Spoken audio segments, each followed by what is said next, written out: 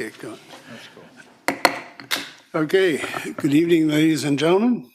We're going to call the meeting of the Richmond City Council of Monday, March 24th, 2025 to order. May I have a motion on the minutes? Any discussion? All those in favor? Opposed? Carried. Any agenda additions or deletions? None, your worship. Okay, may I have a motion to resolve into committee of the whole to hear delegations on items on the agenda? All those in favor? Opposed? Carried. Are there any members of the public who are here tonight who wish to speak to items that are on the agenda? I'm not seeing. Moved and seconded. Sorry? Oh, sir, I think you're the non-agenda delegation. You're right on the agenda at the end, so we'll get to you. No, these are items on the agenda, substantive items. Okay, all those in favor? Any opposed? That's carried. Brings us to the consent agenda. We have the receipt of committee minutes, the West Richmond Pavilion character design, referral response for the accepted form of payments, an application for a new primary liquor license for Spark Karaoke, the award of the contract for the multi-year enterprise agreement for licensing and maintenance of desktop and server GIS software. Then we have to rescind the appointment of an approving officer. We have the 2024 annual reports and the 2025 work plans for the Richmond Advisory Committee on the Environment and the Richmond Heritage Commission. Then we'll turn to the rental development parking requirements, the review of roads near the South Dyke Trail, and finally, the recommendation to award the contract for the supply and installation of conduits and water service pipes using trenchless technology and other related civil works. May I have a motion to adopt those by general consent? Moved and seconded. Councillor Day. Thank you very much, Mayor Brody. Just speak to a few items. So number 7 on the agenda is the West Richmond Pavilion. I am the liaison to the West Richmond Community Center, and I have to tell you, they are thrilled beyond belief at this design. And what's really amazing is there's going to be a sun deck where people can look out and see the various games being played. And there were some concerns about trees and location, but those have been addressed. The only sad thing is it's not going to be ready before the FIFA games, and they were disappointed that couldn't happen. And I asked staff, they said, simply impossible, it's too soon. Number 8 is a referral response to accepted forms of payment. I'm really happy that the city is going to be part of the established provincial anti-money laundering office. We know all too well that money laundering is a big part of the underground economy, and Richmond is the epicenter for that. So I'm pleased that we're going to be involved in that. Item 10 is the contract for IT. It's a lot of money, $825,000, but IT is expensive, and it is a part of what keeps us as a city rolling. Number 11 is to rescind the appointment of an approving officer, Suzanne Smith. We're not getting rid of her. She's just resigned, and so we no longer need that position on there. But there are 3 other approving officers, so we are still in good hands. Number 14, and I have a question of staff on this one, is the rental development parking requirements. We are encouraging more rentals in the city of Richmond because it's desperately needed. And so allowing for less parking should hopefully speed up the process. Does staff have anything to add to that? Your worship, we really don't. This is really just a simplification to make it easier for developers to figure out how much parking they need for these units. Yeah, it makes sense that we would have less parking when you're close to transit, so thank you for that. Item 15 is a review of roads near the South Dyke Trail. Well, we've had long conversations with people who live in the area, and Mr. B, maybe you can we're not done. I mean, we're continuing the consultation regarding additional speed slowing in other areas, and tell us how that will move forward. To your worship, Councillor Day, generally what we do is we go to the public and we have an open house with them to explain what the possibilities, what the things we can do are. We try and get from that group what they would like to see on their roadway, and then we do a formal survey with the entire neighborhood and report it back to council. Which would be based on science, a lot of it, depending on speeds and quantity of vehicles and whatnot as well.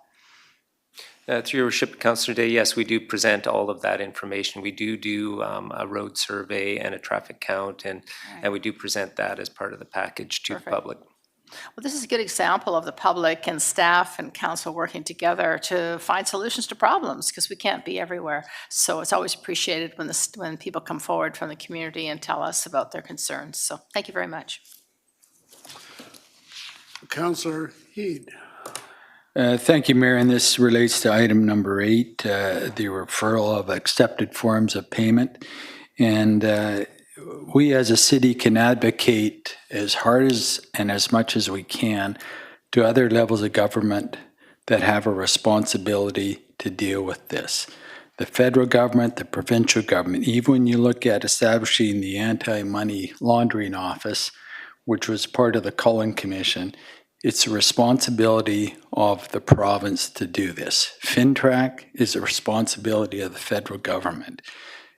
CRA, which when we look at tax avoidance by certain, possibly certain businesses in Richmond, it's a federal responsibility. And I think further to this, so I am glad that we are going to advocate for all of this to be put in place, so there's responsibility at their level. But there is things, and I just want people to know, we're further looking at this to see what we can actually do at the local level to make sure that none of these the aspects of tax avoidance is taking place, or we can mitigate it to the best of our ability in Richmond. So although the bulk of this is for other levels of government, I think there's things that we can do at the local level. Thank you. Councillor Galanders. Thank you, Your Worship. Yeah, lots to support on the consent agenda tonight. I'll be supporting everything, and just also wanted to comment on item 7, the West Richmond Pavilion. That is my neighborhood, and all 4 of my kids played soccer on those fields, and there's nothing worse than having to go all the way from the furthest field on Francis all the way to the community center when you have a bathroom emergency. And it's been long overdue to have a building like this on fields that are so well used, and not just by kids, but by all age groups and from all over the Lower Mainland to come and have tournaments and big things that happen all weekend. And there's no field house, so it's really great. And I mean, it's been coming for a while, but this is the character design, and just looking at the photos of it, I just think we absolutely nailed it. Like, it's exactly what I pictured it would be, and it's just looking fantastic. And then it'll also be a place for people to rent spaces in the community, more meeting spaces, more venues that could be rented, and so it's just going to be such a great addition to the city. And yeah, item 14, just wanted to mention the rental development parking requirements, that this was, developers wanted something more simple in all the calculations for the parking, and our staff has come up with these 3 main points that are going to help streamline the process and hopefully encourage more rental development. So that's a really good thing.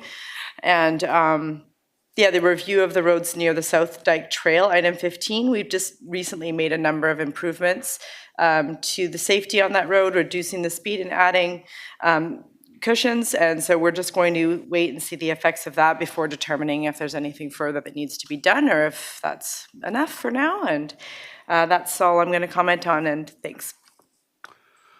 All right, so we'll call the question on the consent agenda. All those in favor? Any opposed? That is carried. Brings us to public announcements and events. First of all, we've got some great news that took place, we heard about over the weekend. That our very own Evan Dunphy set a world record.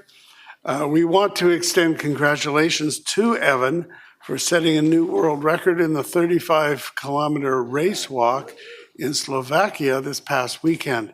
Evan clocked a world record time of 2 hours, 21 minutes, and 40 seconds, breaking the previous record by a significant 7 seconds.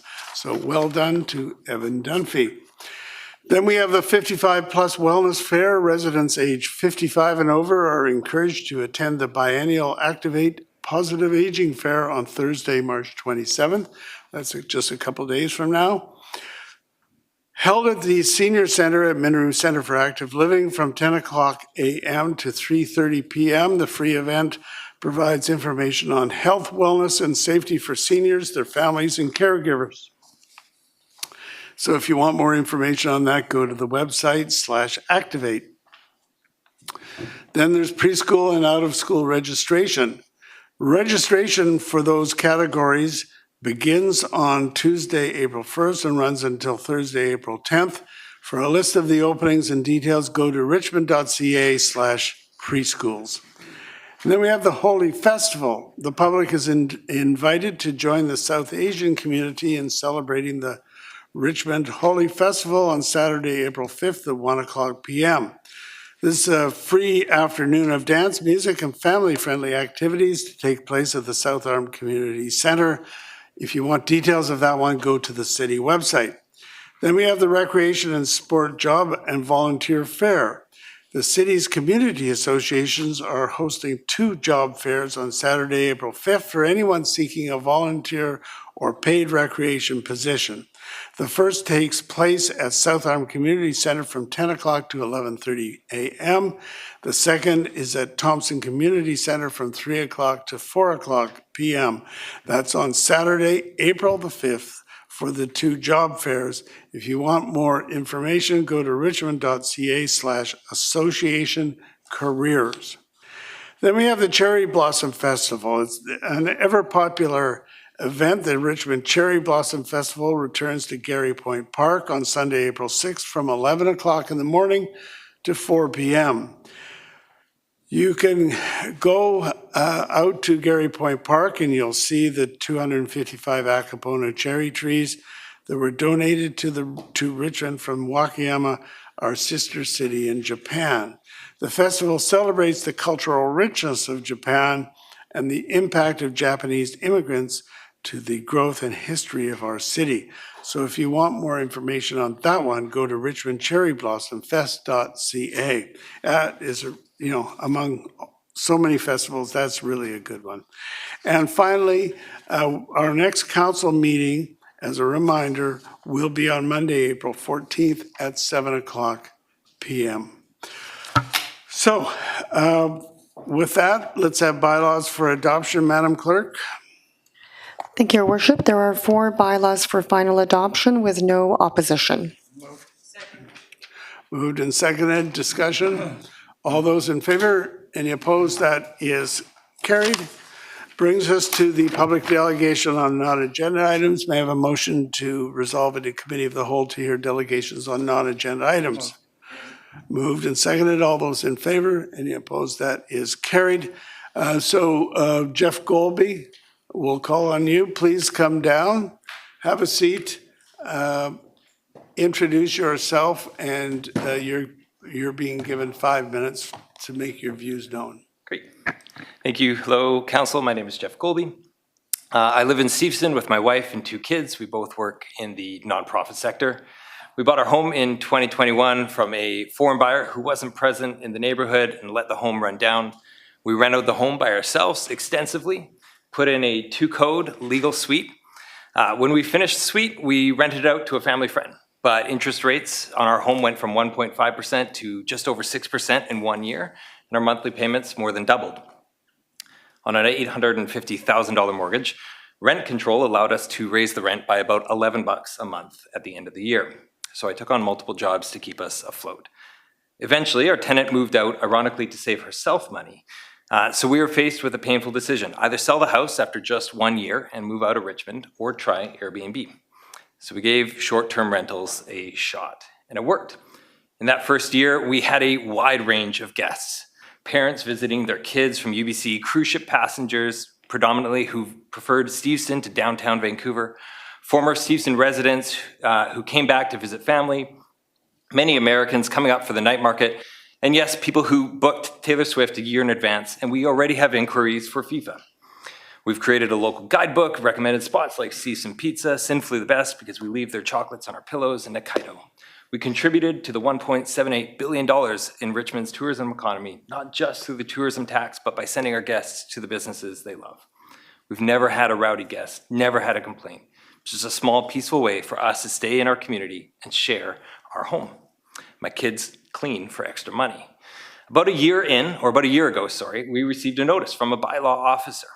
I tried to have a respectful conversation, but I was told flatly to kick the guest out by midnight He was visiting his aunt in palliative care at Richmond Hospital, so I let him sleep on our couch. I spent weeks trying to understand what was legal and what was not within Richmond's framework. I spoke to 5 different bylaw people, not officers. Many gave conflicting or opaque info. This was about a year ago, because the goalposts were constantly changing with the province. Each night I'd come home with different notes from my wife. One bylaw person said it was an effing disaster. Only with the help of 2 counselors did I finally get an answer. And I appreciate that this has been a moving target for many, but I think we can be human about it at the same time. It has been one of the most stressful 12 months of my life, in part because of the multiple jobs, because it's also been a matter of staying in the city or not. So today we have a short-term rental in our daughter's bedroom. Guests are able to sleep there for the night, then walk out the front door and use the kitchen in our compliance suite. It'd be laughable if it wasn't our workaround solution to stay in the neighborhood. Let me be clear, we're not investors, we're not developers, we're your neighbors. We're trying to stay in, keep our kids in school and us in the neighborhood.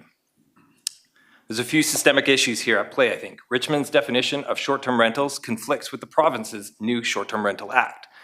The province allows short-term rentals in secondary suites if the owner is living in the principal residence. Richmond is the only municipality or city that I could find that does not. Other cities like Kelowna, Burnaby, Delta, North Vancouver, Vancouver, and more closely align with the provincial policy, but Richmond is stricter and harder to interpret. For example, we have friends that want to stay in our suite while they rent out their place just up the road. It will be over 30 days, but under 90. In Richmond, they can't do this, but it works with the province, but not for the city. The city's boarders and lodgers license isn't viable for short-term rentals as well, which I know you know, but even that has been gamed. The house that holds this golden ticket in my area offered to sell me theirs for $1.2 million because they see it as a valuable asset. They don't use it, they've never had guests stay in there, but they're just holding on to it just in case. That's not housing, that's not tourism, it's just speculation. So my ask for council, adopt the clear, streamlined framework that aligns with the province. They've already done the policy heavy lifting, and there's no reason for Richmond to go in alone here. Allow homeowners like us to operate small suite short-term rentals legally, responsibly, respectfully. We're a part of your tourism economy. We're a part of your housing solution. Please see us as allies and not adversaries. Traditionally, the argument has either been framed as you're either pro-housing or pro-short-term rentals, but we're both. The reality is without our short-term rental, we cannot afford this home, and we will become a bigger drain on the rental market as we have to sell our home and then rent. By having a short-term rental, we stay in the neighborhood, keep the area vibrant, and we free up rental spaces while boosting the local economy. There's my pitch. All right, thank you very much, sir. You may be aware that this matter is already in process with staff, and so we're going to be hearing more about it, but you know, your input is fortuitous at the right time. We're going to be hearing more about it within 1 to 2 months type of thing. So I think that your request to have a streamlined version of these regulations, we're going to get some advice on that situation. If I could just, the province is trying to register everybody right now, but all of Richmond's short-term rentals are hung up because they can't quite figure out what to do. So Well, we we're have a trying May to- 1st deadline. Well, No, I realize you guys can't do anything about it, but this is kind of one of those things that are. more to come from our point of view. Sure. We just have a couple of counselors with questions. Counselor Day. Sure. Thank you for your presentation. I know it's hard to get it all in 5 5 minutes. minutes. So you rattled through, you have a permit for someone to stay in your daughter's bedroom. Yeah. But you want what? We want to adopt the policy of the provincial government, which would be somebody to stay in our suite so long as we're living in the house, which we are obviously. Okay. Yeah. Because I was called previously, our rules allowed that you could have 2 guests in 3 bedrooms for a total of 6 guests. So is it that your problem is that you just have either the 1 bedroom that your daughter sleeps in, or you have the suite, you don't have multiple bedrooms? You can't have a guest in the Short-Term Rental Act staying in a suite in your house. Oh, okay. It has to be in a bedroom within your main house. Right. Okay. Well, I'm glad you brought it up. Thank you. Yeah. Counselor Galanders. Thank you. Yeah, I'm also really glad you brought it up, and hopefully we'll get somewhere quick on it. You make really good points, and my question is just, you were saying that the province has a set of rules, and we have the other, and then you mentioned other municipalities, and you said, but Richmond doesn't have it, and I didn't know what that was, that, I missed exactly what it was you said that was So- different. Like, for example, Delta, I help my mom's Airbnb, they're retirees, and they just have the same definition as the province. Okay, Short-term rental equals 90 days, you can have it in a secondary suite so long as you're living in the house. okay. It's literally the province. And so our staff's looking at that then? Yeah. My impression is that we were consistent when the rules were brought in, but that was really quite a number of years ago, so. Probably. All right, thank you very much for your presentation. Thank you very much. Thank you. May I have a motion to rise and report? So moved. All those in favor, post carried. May I have a motion to adjourn? We are now adjourned. Thank you.